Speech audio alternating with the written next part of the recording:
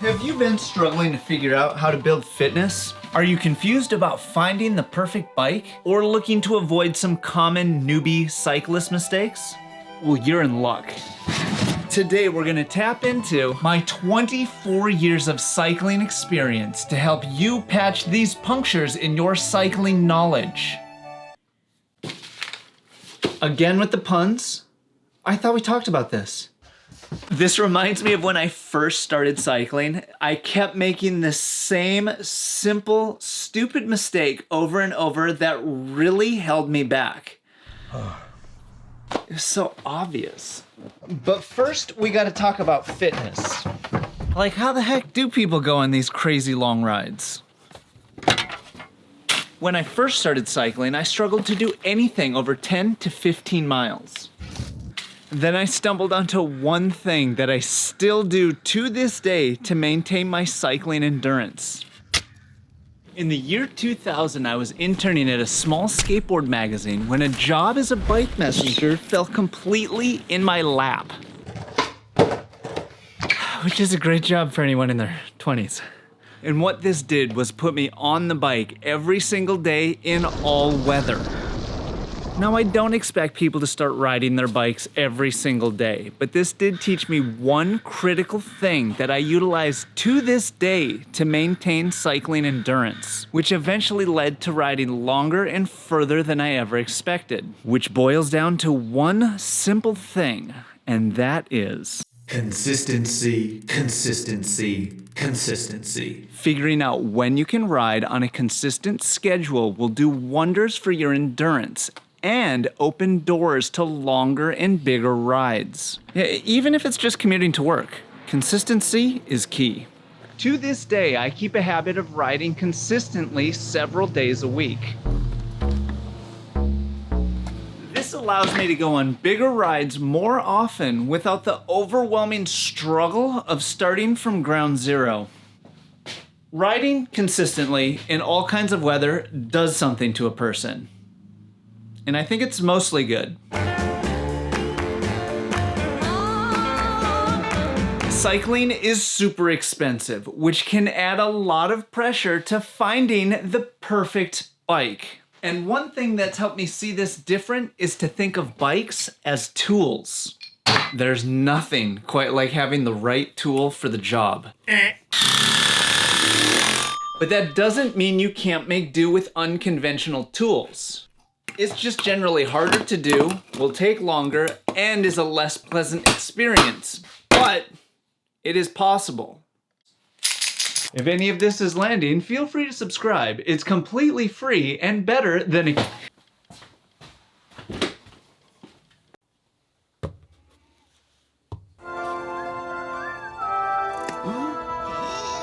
Whoa.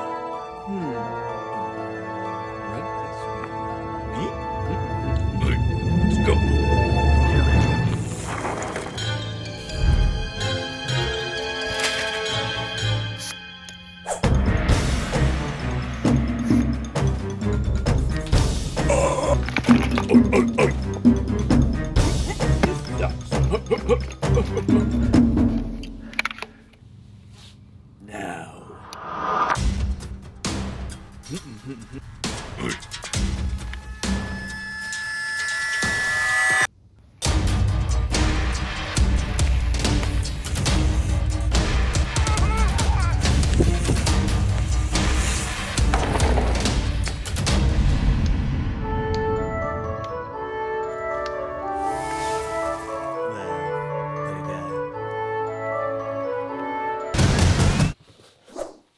All of this boils down to two simple mentalities when looking for the right gear. The first is to consider what you're actually going to spend the bulk of your time riding. That will guide a lot of your decisions. The second is to just work with what you've got.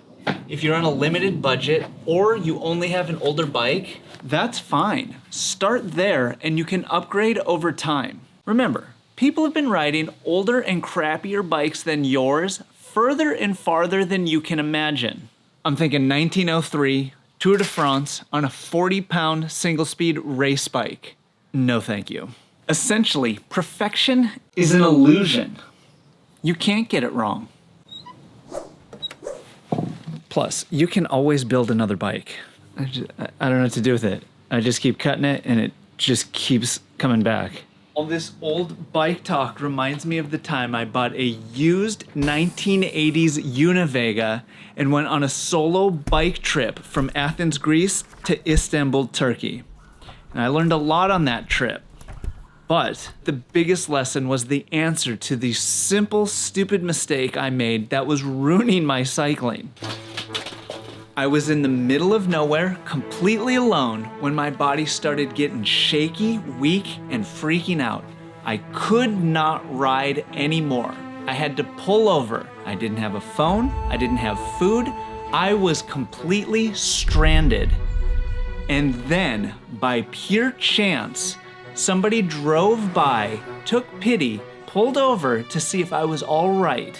And it wasn't a ride from them that saved that day. It was the fact that they had a small bag of figs to help me get my blood sugar back.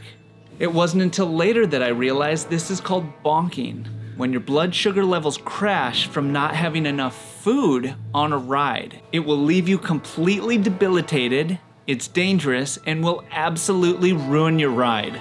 Wait, who's got some good bonking stories? Let us know. I can't wait to read these. And I kept that bag as a reminder to never not have enough food. That's so stupid. I would naively go on long rides by myself without enough food or water. Essentially, it's just poor planning. I was unaware of the dangerous consequences of not having enough proper nutrition or hydration on rides. Things you do in your 20s. I can't stress this enough. Bring more food than you think you need, especially in the beginning. Bonking is dangerous, scary, and potentially life-threatening. Just because you're going on a group ride, do not expect others to feed you. This is rude, dangerous, and grounds for dismissal. Some general guidelines for bringing food on rides. Always bring enough for yourself. You are never expected to share your food, unless your riding companion is in dire need, in which case sharing some food may save their life. And if they've done this like 3 times, then get rid of them. Now, all of this info is going to get you in the right direction, but it's not going to get you all the way there. To do that, you'll have to watch this video, where we talk with some avid gravel cyclists and get some pro tips on how to survive on the